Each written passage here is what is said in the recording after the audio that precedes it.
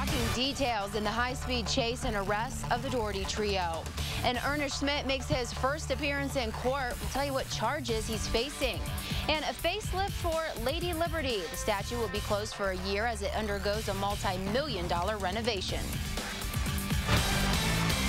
Fox 21 News at 9 starts now.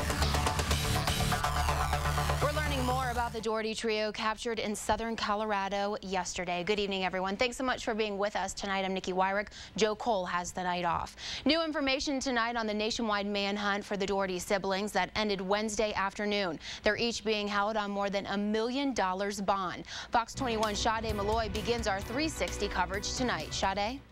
The Dohertys are facing charges of assault on a peace officer and attempted murder. And based on affidavits, we now know 2 assault rifles, a submachine gun, and a handgun were all recovered from the crash site, which reiterates that they were truly armed and dangerous.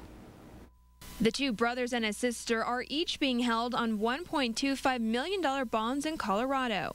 This is video of the siblings as they arrived at the Pueblo County Jail. The trio is facing charges of assault on a peace officer and attempted murder after a high-speed chase and shootout near Walsenburg Wednesday, ending a week-long nationwide search. The acute problem right now is he fired at both sheriff's deputies here in Pueblo County as well as state troopers. According to arrest affidavits, 21-year-old Ryan Doherty was the driver during the chase that reached speeds up to 120 miles per hour, while 26-year-old Dylan Doherty Stanley fired at pursuing officers from an AK-47. In an interview with the FBI, 29-year-old Lee Grace, the third sibling and third suspect in the car, said, "We weren't trying to hurt anyone, we just wanted them to get back." A trooper attempted to use stop sticks, but the suspect's car swerved and lost control. Pretty much a wide open highway, not a whole lot of opportunity for a real danger to the public, and fortunately in this particular case we made the decision to pursue. Dylan was arrested on the scene. Lee Grace took off on foot with a machine pistol, pointing it directly at Walsenburg Police Chief Chamberlain. He then fired a handgun, striking her in the right upper thigh. Lee Grace goes on to tell FBI agents, "I pointed the gun at the cop and I deserve to get shot." Ryan also fled but was arrested 3/10 of a mile from the crash, ending their week-long run from the law. Now, the 3 siblings waived their appearance and advisement today in Pueblo. They'll be back in court on Monday. They also have no bond warrants in Georgia on charges they robbed a bank and in Florida on charges they shot at a police officer. Nikki? Thanks, Sade. Again, the manhunt for the Doherty trio began after they fired shots at a Florida police officer last week who tried to pull them over for speeding. Here's a look at the dash cam video from August 2nd as we continue our 360 coverage. Officer Kevin Windner tried to pull over the 3 suspects. That's when he was shot at 20 times by Lee Grace Doherty and her brothers Ryan and Dylan. Windner says he was disappointed that he couldn't catch them, but he's glad they've been caught. At first, it was like, wow, you know, they're shooting at me. And then it just turned to, I just want to catch them, to, you know, before they hurt anybody. I was really disappointed that, you know, I couldn't keep up, and at least until my backup was able to get there so we could continue and catch them before it proceeded any farther. Again, the 3 will face charges in Florida for that incident. Here in Colorado, they also fired shots at law enforcement. The state troopers involved with the arrest say getting these 3 fugitives was an unforgettable experience as we advance our 360 coverage. As soon as we caught up, I saw them speeding away, accelerating away from us. The biggest thing that's going through our mind is let's try and keep everybody safe. And I knew that these people were armed with high-powered rifles. I knew that they had shot at law enforcement. There's definitely some adrenaline. There's no lie about that. At times, their speeds got up to 120 miles an hour. The radio traffic from all of my troopers was saying, shots fired, shots fired. They're definitely recognizable when you're getting shot at. It sounded like a semi-automatic. It's not something you forget or mistake, generally. It really gives you a determination that you want to take them into custody. As they came by, he pulled a stop 6 just like he was trained to do. They saw the sticks and attempted to go around. That action going around the stop sticks led them to lose control of their vehicle, which ultimately led them to crashing. But they were shooting at law enforcement multiple times with high-powered rifles, so I can't think of a worse scenario for us. In terms of like a 1 to 10, with 10 being the most memorable, this would be probably a 10.5. Anybody who can willfully shoot at police officers multiple times and with the intent to kill are some bad people. Luckily, none of those officers were injured. Continuing our 360 coverage, this was not the first run-in with police for the Doherty siblings. Fox 21's Kelly Worthman joins us now with details on the trio's criminal history. Kelly? Well, Nikki, the Doherty siblings are definitely no stranger to the law. In fact, the trio has more than 20 felonies between them. On her Flickr profile page, Lee Grace Doherty proclaims she loves to, quote, shoot guys and wreck cars. She also says she likes causing mayhem with her siblings. And based on the trio's track record, mayhem seems to be an understatement. On May 17th, the 29-year-old former stripper was arrested for wrecking a car in Florida and leaving the scene. She was charged with multiple felonies and misdemeanors, but was only convicted of DUI. And just like his sister, Ryan Doherty has a criminal background. Since 2007, he has been charged with 17 felonies, including multiple burglaries, possession of drugs, destroying evidence, and a hit and run. Most recently, on August 1st, the 21-year-old was added to Florida's Registry of Sex Offenders after he was convicted of sending hundreds of explicit text messages to an 11-year-old he met on MySpace. Ryan was required to wear an ankle monitor for 2 years, but cut it off minutes before he and his siblings shot at a Florida police officer on August 2nd. Now, there was little information about Dylan Doherty Stanley's criminal history, but based on what we've seen happen here in Colorado, it's clear all three siblings were out to cause mayhem. Nikki? Kelly, thanks so much. Wrapping up our 360 coverage of the Doherty trio, their mother said she's devastated by the arrest of her children. Barbara Bell of Florida told the Associated Press, quote, throughout all of this, I think everybody just wanted to stop it. Bell declined to discuss the ordeal in depth, saying it wouldn't help with her children in the long run. She's happy her kids are not being tried by the media. She says they'll be tried in a court of law and their story will come out then. The man accused of opening fire at an AutoZone almost 2 weeks ago made his first court appearance today. Ernest Schmidt faces charges of first-degree murder, attempted murder, aggravated robbery, kidnapping, plus 16 other felony counts. His preliminary hearing was set for September 15th. In the meantime, Schmidt will be back in court Friday for a motions hearing. The 60-year-old is accused of killing one man and injuring another. He was caught last week after officers chased him across a Springs golf course. The El Paso County Sheriff's Department is still looking for a man they say shot at his girlfriend after attempting to kidnap her Wednesday morning. Corey Handy is described as a 28-year-old white male, 6'3", about 225 pounds. Today, deputies recovered a truck Handy was last seen in, but Handy was nowhere to be found. He's wanted on 4 counts of first-degree criminal attempted murder, first-degree kidnapping, and child abuse. This after deputies say he kidnapped his 21-year-old girlfriend at gunpoint near Powers and Barnes early Wednesday morning and drove off. The victim got out of the vehicle and flagged down a passerby. The suspect followed and shot at that vehicle before fleeing the area. Luckily, no one was hurt. We're learning more tonight about a huge heroin bust in Pueblo. 24 people have been arrested and police have seized more than 10 pounds of black tar heroin. 5 more suspects are still being pursued. The heroin had a street value of at least $2.2 million. Authorities also seized more than $43,000, 2 guns, and 14 vehicles. The alleged ringleader, Juan Rodriguez, was responsible for trafficking the heroin from Southern California. That amount of heroin could probably make somewhere around 50,000 dosage units of heroin. You think about taking 50,000 hits of heroin off the streets of Colorado, especially Pueblo, it's significant. Multiple agencies set up the bust over 9 months. Charles Witten was sentenced today to 176 years. He was convicted of robbing the Key Bank on South Academy Boulevard at gunpoint in September of last year. The 35-year-old will return to court in November to face witness intimidation charges. Good news for the Colorado housing market. New foreclosure reports fell 28% from this time last year to just around 15,000. A spokesperson for the Colorado Division of Housing says some of it's due to bank processing foreclosure closures more slowly, and there are also reasons to believe fewer people are falling behind on their payments. Well, get ready, Colorado. August 22nd, the first ever USA Pro Cycling Challenge will roll into town.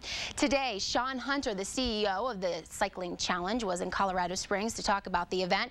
It's expected to be the largest spectator sport Colorado has ever seen. The event will be covered nationally and internationally on TV. Really, it's going to be a postcard for Colorado, our communities, places like the Garden of the Gods, and a lot of these great world-class resort towns. And it will be, I think, really a big boost for tourism in Colorado.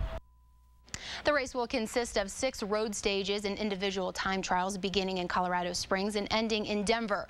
Riders will have to face altitudes and downhill peaks double the size of what they're used to. A rare reunion today in Colorado Springs at Qatar Aviation. Around 25 World War II veterans from the 381st Bomb Group got the chance to reunite with a B-17 bomber. That's the aircraft they flew during the war. There are only 11 flyable B-17s left. For some veterans, the reunion was emotional. These individuals, for a very intense part of their life, this airplane was the difference between life and death. And all of these gentlemen have extreme confidence in the ability of this aircraft, primarily to take punishment and come home. Well, you can check out the bomber for yourself at Qatar Aviation. The plane will be there until Sunday. A $5 donation for adults and $3 donation for kids is suggested. And if you've got a spare $425, you can even take a ride. Well, some much-needed rain seen in some parts of southern Colorado tonight. Is there more to come? Terry has a look now on the Fox Fastcast.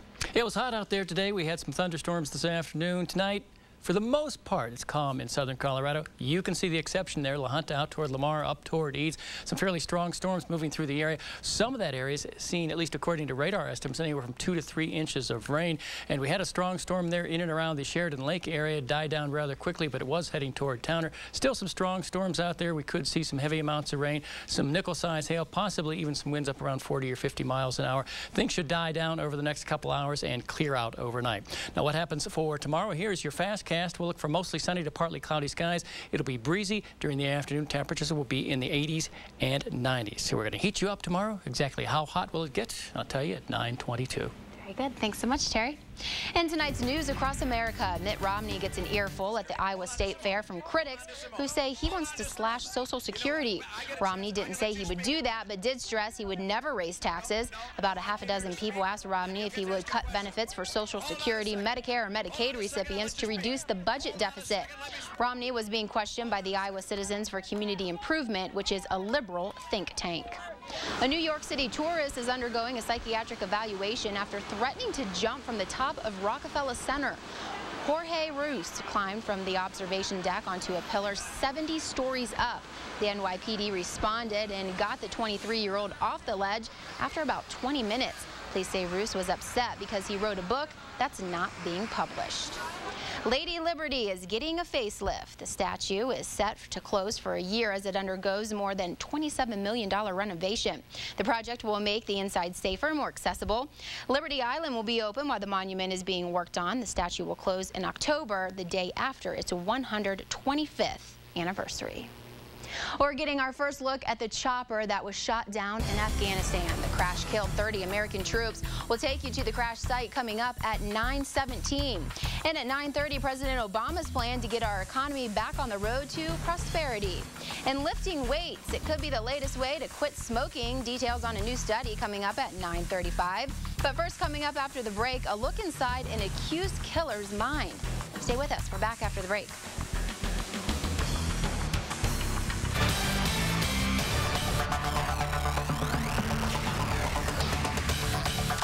You're watching Fox 21 News at 9 with Joe Cole, Nikki Wyrick, and Chief Meteorologist Terry Gerbstadt. Southern Colorado's primetime news hour.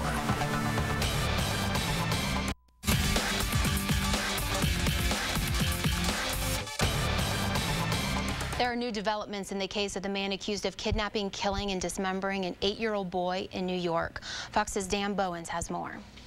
Inside the mind of a man accused of killing a little boy, the Associated Press says the psychiatric evaluation of Levy Aaron shows he has a personality disorder, a loner who spent hours by himself and has schizophrenic tendencies. It also says Aaron told doctors his sister died while she was institutionalized for schizophrenia. The fact that he has this is not a surprise. Fordham law professor Anne-Marie McAvoy says Aaron's defense team will likely use the report in an attempt to show Aaron is not guilty by reason of insanity, a difficult task, she says. Part of it can be put on. He knows undoubtedly that his only possible defense is insanity.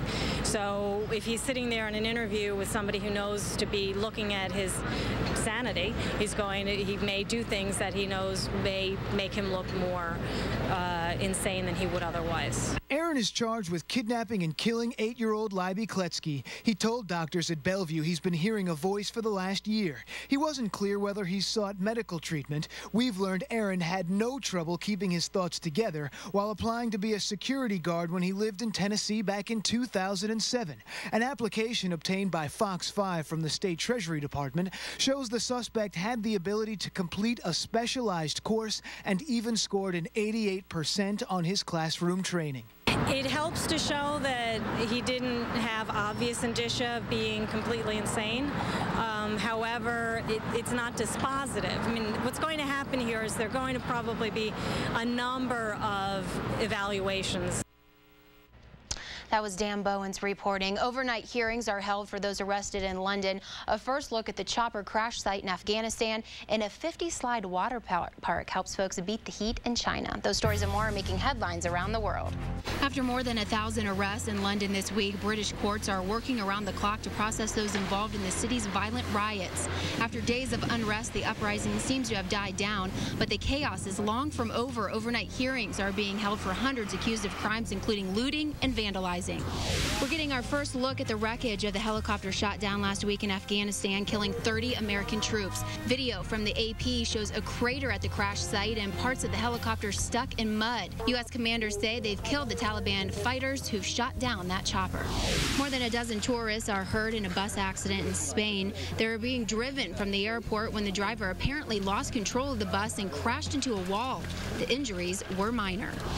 Australian officers confiscate hundreds of illegal wildlife products from a Sydney home. Officials retrieved about 400 items, including furs, stuffed heads, and skulls.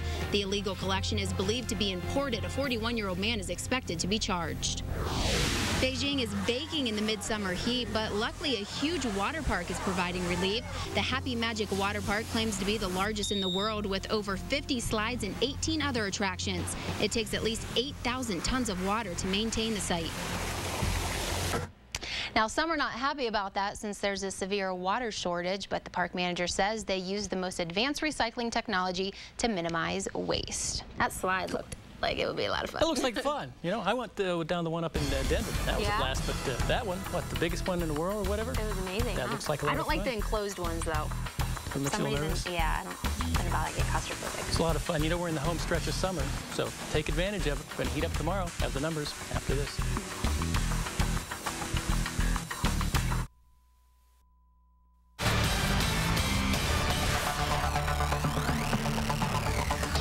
We're still seeing some big storms down in the southeast part of the state. Let's take a look at that TrueView Doppler. There's Lamar, there's La Junta, big storms rolling off to the east. Also some storms off to the north toward Eads, all moving off to the east. Again, most of this should die down in the next couple hours and move out into Kansas, but there's one particularly strong cell just to the southeast of Lamar and to the east of 287. If you live in this area right here, you got a big storm coming your direction. You could see some small hail, some strong winds, and some good amounts of rain, at least for a brief amount of time. So keep that in mind if you're looking off to the west and seeing a storm come at you. Here's what happened around sunset. Plenty of clouds early, but that cleared out fairly quickly, and tonight things fairly clear over Colorado Springs. We did manage to make it to 90 degrees today in Colorado Springs. 61 was the overnight low. If you're in Pueblo, you made it up to 96 with a 63 overnight low. What about those current temperatures? Not too bad. It is pleasant in Colorado Springs at 70, 74 there in Pueblo. Looking at mid-70s in La Junta and Trinidad, 78 there in Springfield, and 73 in Lamar. As we take a look and find out what happens over the next couple of days, here's what's going on. We had a hot day today, Cold front is off to our north. That'll move through very slowly coming up for tomorrow. Most of the day we're ahead of that, so we get hot one more time. Then it moves through some cooler, moisture air moving in behind it. So the weekend, we have a little more moisture to play with, so a little better chance of showers and thunderstorms. And of course, the cooler air will take those temperatures back to average, maybe slightly below average in some areas. Let's take a look and see what happens with future view. And overnight tonight, we will clear out. We will start Friday with plenty of sunshine. Temperatures in eastern Colorado, 50s and 60s as the day goes on. Mostly sunny skies much of the day. A few clouds late, but as you can see, very little, if any, in the way of showers or thunderstorms. Then we clear out again overnight. Tomorrow night, Saturday morning, we start with plenty of sunshine, but watch this. We see some of that subtropical, that monsoon moisture is creeping back into the picture. Add to that some low-level moisture moving in from the east. Showers and thunderstorms scattered out through much of the southern half of the state, basically Denver off to the south. So that forecast looks like this for southern Colorado for tonight. A few of those isolated storms are around the Lamar area. They move out. Things clear out. 58 your low in Fountain, 59 in Walsenburg, 65 in La Junta, likewise in Lamar. Then coming up for tomorrow, there's the key word. It is going to be hot, mostly sunny to partly cloudy and mostly dry. Here are your high temperatures: 95 in Lamar, 90 in Trinidad, 88 in Walsenburg, 85 in Alamosa. We'll look for 82 in Monument and just a little bit warmer for you folks in Black Forest. So the forecast looks like this for Colorado Springs. Clearing skies tonight, a low temperature of 58, basically the same forecast for Pueblo. Then coming up for tomorrow, mostly sunny to partly cloudy, breezy. There's that key word. It's going to be hot. 88 in the Springs and in Pueblo. Looking for something in the mid-90s. The heat is on. If you'd like to update that forecast, ColoradoConnection.com is the place to go. So hot again tomorrow. Where do we go from there? We'll talk about that coming up at 9:42. Very good. Thanks so much, Terry. Well, we've all heard of food and drug addictions, but what about tanning? Some say the high you get from lying in those beds could be addicting. And a congressional super committee is formed in Washington. Their challenge to find more than $1 trillion of savings by Thanksgiving.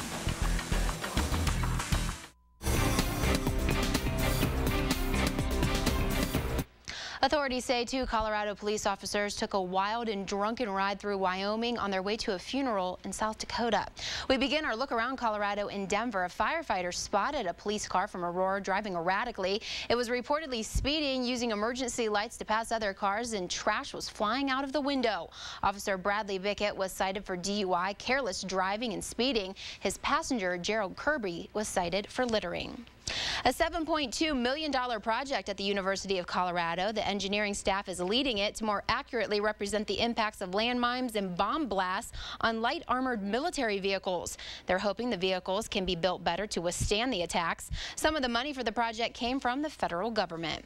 Some Colorado businesses are refusing to accept $100 bills after counterfeit bills started showing up.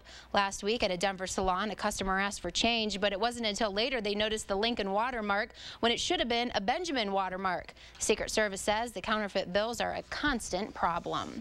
The president hits the road heading to the Midwest to focus on jobs. Back in Washington, a congressional super committee is in charge of slashing spending, and it's taking shape. Fox's Jennifer Davis reports. While touring a Michigan factory that makes advanced batteries for alternative fuel vehicles, the president talks about jobs created through clean energy, saying it's one good way to get America's economy back on the road to prosperity. You're showing us how we can come back from the worst recession that we've had in generations. Michigan's unemployment rate is higher than the rest of the country, but new numbers out of the Labor Department indicate that last week, the number of people applying nationwide for unemployment benefits fell below 400,000 for the first time in 4 months. Wall Street also had a better day, but analysts say that doesn't mean the economy has stabilized. Investors are very worried about the debt situation in Europe and leadership in the United States. Any bit of news causes them to trade up and trade down, creates lots of volatility. Nancy Pelosi has appointed the last 3 members to the 12-member debt reduction super committee that's being tasked to find more than $1 trillion of savings by Thanksgiving. Some critics are expressing doubt the bipartisan panel will be able to bridge Congress's deep political divide.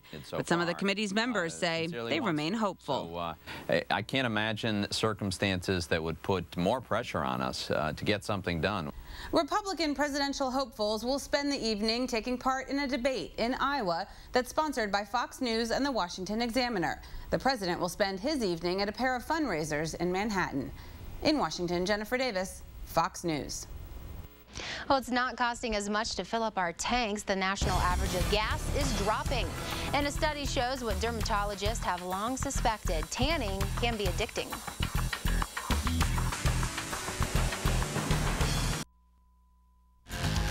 It's time now for the top news at the bottom of the hour. The Doherty siblings are facing multiple charges, including assault of a peace officer and attempted murder. The arrest affidavits were released today, including a comment from Lee Grace Doherty saying, "I pointed the gun at a cop and I deserve to get shot." The chase turned into a shootout on I-25. Ryan Doherty was the driver, while Dylan Doherty Stanley fired an AK-47 toward oncoming law enforcement. The car later crashed. Dylan was arrested on the scene, but Ryan and Lee Grace both ran for it and were caught. The man accused of opening fire at an AutoZone almost 2 weeks ago made his first appearance in court today. Ernest Schmidt faces charges of first-degree murder, attempted murder, aggravated robbery, kidnapping, plus 16 other felony counts. His preliminary hearing was set for September 15th. The 60-year-old is accused of killing one man and injuring another. He was caught last week after officers chased him across the Springs golf course. The El Paso County Sheriff's Department is still looking for a man they say shot at his girlfriend after attempting to kidnap her Wednesday morning. Corey Handy is described as a 28-year-old white male, 6'3", about 225 pounds. Today, deputies recovered a truck Handy was last seen in, but he was nowhere to be found. Handy is wanted on 4 counts of first-degree criminal, attempted murder, first-degree kidnapping, and child abuse.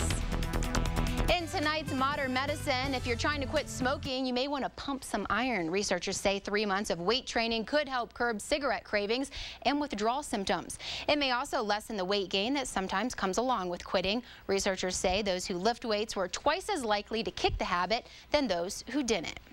Well, there is no strong evidence taking aspirin while undergoing in vitro fertilization improves a woman's chances of getting pregnant. Some say it may improve blood flow to the womb and ovaries, but those against it say it may cause pregnancy complications.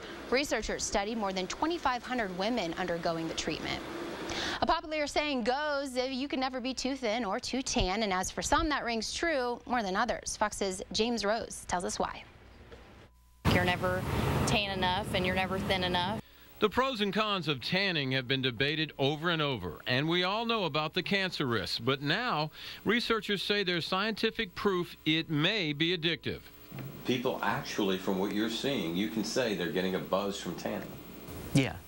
Professor of Drug and Alcohol Research at UT Southwestern Medical Center, Dr. Byron Adnoff, was involved in the study. Dr. Adnoff says participants who regularly used tanning beds and had difficulty stopping displayed similar brain functions to that of people with addictions. This tells us something that I think we knew already, in terms of that when we go into sun we can feel and experience, but seeing it on a brain scan makes it real. One reason for the study, researchers wanted to find out why some people continue to tan even though they'd experience skin problems, including melanoma. When we get the experience of UV light, when we feel sunlight on us, that there's changes in the brain that are similar to changes in the brain when we do other things that feel good. Adnoff says that good feeling is similar to highs from sugar foods, alcohol, or drug use. The findings don't surprise many people. Yeah, lots of people are addicted to tanning. They call it tanorexic, just like being anorexic. I totally agree. I mean, I myself probably tan 8 to 12 times a year, and it's usually in the wintertime. And after you come out of that bed, I mean, you feel better, you feel warm, you feel energized, and I totally understand. Owner of Anytime Fitness, Jackie Bliss, equates the so-called buzz to exercising. I'd say get a buzz in life in general. Jim Walker does not agree with the study's finding. He says he's been using tanning beds for 25 years. Personally, for me, I don't see it that way. It's just part of what I do to stay fit and to look good and present myself. That was Fox's James Rose reporting tonight. A rare celebrity sighting as a Twilight star is arrested. Details still to come in the Fox Light, but first, here's Terry.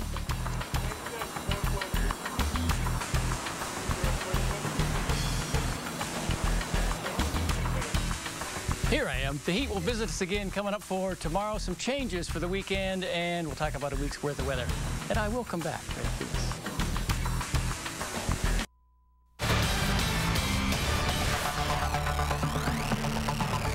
The heat was on today. Take a look at these high temperatures, 80s and 90s throughout much of southern and eastern Colorado. 98 in La Junta, 97 Lamar, 94 Springfield, 90 in Trinidad, a little warmer in Lyman, right around that same number in the Springs, and mid-90s there in Pueblo. It's going to be another warm one coming up for tomorrow, maybe just a tad warmer in some areas. Let's take a look at TrueView Doppler around the nation, and we are seeing some scattered storms in Texas, in through New Mexico, also some storms in the southeast part of the nation, but by far these are the strong storms right there in the Central Plains. They're moving through Nebraska off to the southeast. Could be a rough night for some folks if you know anybody in Omaha. As a matter of fact, much of this area under severe thunderstorm watch. The potential for some high winds and large hail exists as that line of storms moves through the area. What happens tomorrow? Those storms continue off to the south, down through the central and southern plains, and in through places like Arkansas and Louisiana.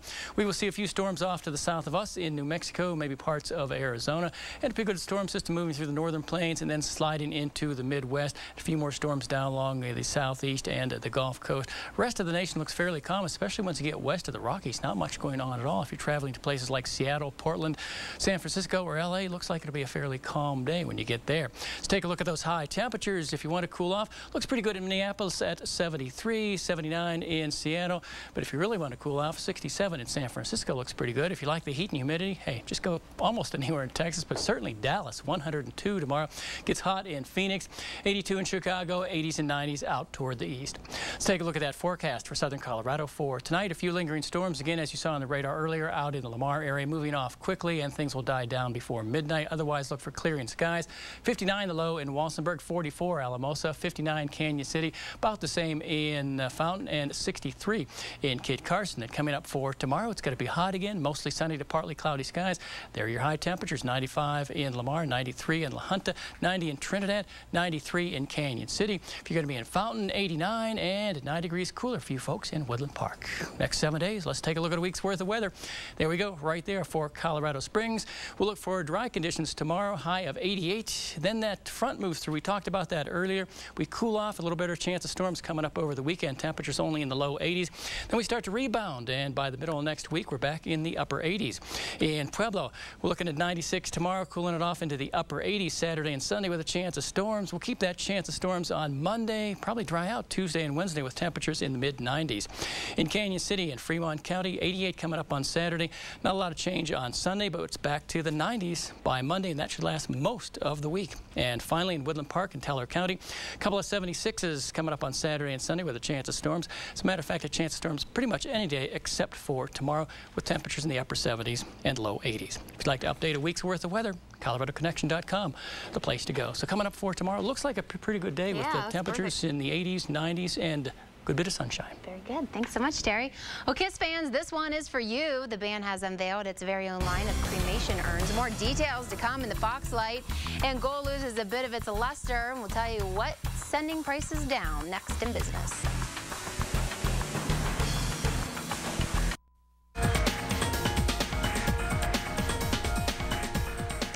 The Dow surge making history, people getting some relief at the pump, and the job market report revealing some good news. Fox's Dennis Neal has more. Wall Street's wild week turning in a surprising upsurge. The Dow rallying over 400 points on Thursday, marking the first time in history the blue chips have seen 4 straight sessions with a net change of 400 points or more, up or down. Meanwhile, gold losing a bit of its luster. New rules requiring more cash up front to buy the shiny stuff, sending prices down. That breaks a 3-session winning streak. Gold still trading at nearly $1,750 an ounce, though. And some relief for drivers as gasoline prices continue to fall. The national average for a gallon of regular unleaded down to $3.62. A sliver of good news in the job market.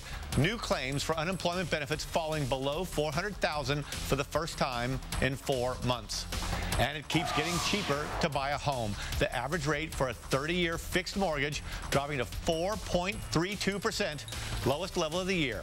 And the 15-year fixed actually hitting a record low. That's business. I'm Dennis Neal. In the Foxlight tonight, a rare celebrity sighting at a Phoenix bond office. Twilight movie star 21-year-old Kyle Gordon was arrested in Tempe on a misdemeanor warrant Monday. Police say he didn't show up for a February court appearance stemming from a DUI and drug charges from September of last year. Corbin plays a werewolf in those movies. Miranda Cosgrove postpones her tour after breaking her ankle. It happened during a bus accident in southern Illinois this morning. The iCarly star and other passengers will be fine, but her Dancing Crazy Summer tour is on hold until further notice. She was scheduled to perform in Denver Saturday. Even more reason to be a diehard Kiss fan. No more late nights for Lopez, and Adele is at the top. Fox's Anita Vogel has those stories and more in today's Hollywood Nation. Kiss fans have another option. Now, in addition to a custom Kiss casket, Eternal Images has created a cremation urn with 3 models to choose from. With his last show airing Thursday night on TBS, George Lopez's Lopez Tonight talk show is ending its run after nearly 2 years. America's Most Wanted host John Walsh will get a special Emmy Award for his substantial impact in television. A number of personal effects were stolen from Amy Winehouse's London home following her death on July 23rd. Unreleased tracks, letters, lyric books, and her favorite guitar all disappeared. And the year's most consistent seller is back atop the Billboard charts, with Adele's 21 returning to the #1 spot for the 12th time. In Hollywood, Anita Vogel, Fox News. Football is finally back. A look at how the Broncos have started their season next in sports. Broncos. He's going to run it. The Denver Broncos back in action. Kyle Orton takes the starting snap, but Tim Tebow would make his first appearance later in the first quarter. Tebow looking for a strong performance after a slow start in training camp, but he would have some trouble finding his groove. Tebow throwing an interception early on. That would be negated by a penalty. Tebow starts to get a feel of things, completing a 43-yard pickup. He also gets a reminder of what it's like to be tackled. Broncos start their preseason off with a narrow loss after the Cowboys complete a 2-point conversion with less than a minute to go. Final score tonight, 24-23. Invesco Field at Mile High may be in for a name change. Inglewood-based sporting goods company Sports Authority is negotiating to assume naming rights of the stadium. According to the Denver Post, Sports Authority will pay $150 million over the next 25 years for the right to have its name on the Broncos Stadium if the parties agree. For other preseason football games taking place tonight, giving some satisfaction to diehard football fans after months of uncertainty. Jacksonville and New England faced off tonight. The Patriots send the Jags home with a beating 47-12, the final score in that game. Deshaun Jackson ending his holdout and reporting to Eagles camp Monday. Also, Michael Vick returns as a season starter for the first time since 2006, but only 1 touchdown was scored the entire game. The rest of the points came from field goals. Eagles go home with the win, 13-6. The Colorado Rockies on the road today, wrapping up a 4-game series against the Cincinnati Reds with a split. First inning, Reds up 1-0. Drew Stubbs sends a grounder to Jonathan Herrera, who can't make the play at third or first base. Jay Bruce scores, putting the Reds up 2-0. Meanwhile, Johnny Cueto trying to qualify for the NL's lowest ERA. He would strike out 9 players and take the lead in the NL. The Rocks trying to fight back, scoring 1 in the 9th, but it's not enough, giving Dusty Baker his 300th career win as the Reds manager. The Rockies remain on the road, taking on St. Louis Cardinals tomorrow night. And finally, Tiger Woods' last chance for a major victory in 2011. Tiger's first hole of the day, off to a promising start, but it wouldn't last. Tiger falling apart, shooting a 7 over, ending with a 77 during the first round of the PGA Championship, his worst round ever. Tiger falling way behind leader Steve Stricker, who shot a 63, matching a major championship record. Stay with us. Your exclusive Fox 21 10 o'clock forecast is next.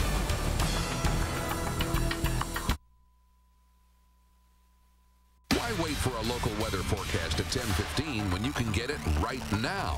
Here's Chief Meteorologist Terry Gerbstad with the Fox 21 top of the hour weather at 10. What can you expect for tomorrow's weather? Let's take a look. Here's a detailed forecast, and we will see plenty of sunshine early, a few clouds later on, a little breezy at times, and it will be hot once again. We'll start with temperatures around 60 at 7 o'clock. In the afternoon, temperatures mostly in the 80s and 90s. We'll see a high temperature of 88 in Colorado Springs, 96 in Pueblo. But there's a cold front that's going to move through and change things a little bit. So by the weekend, we cool off a little bit, a little more moisture to play with, so a little better chance of showers and thunderstorms. Temperatures topping out in the low 80s. Chance of storms Monday, but we start to rebound on the temperature, and by Tuesday and Wednesday, we're back to close to 90. And in Pueblo, 96 for tomorrow, 88 coming up on Saturdays. We cool off and a better chance of storms over the weekend. 94 on Monday, then it's the mid-90s right through the rest of the week. So the heat takes a little break coming up over the weekend, but it's back next week. Hey, that's good. We have to enjoy it while we can. Fall is just lurking around the corner, right? We're in the home stretch, as I said earlier, of summer. Good. Okay, thank you so much, Terry, and thank you for being with us tonight. For more news and weather, just check out our website, coloradoconnection.com. Have a good one.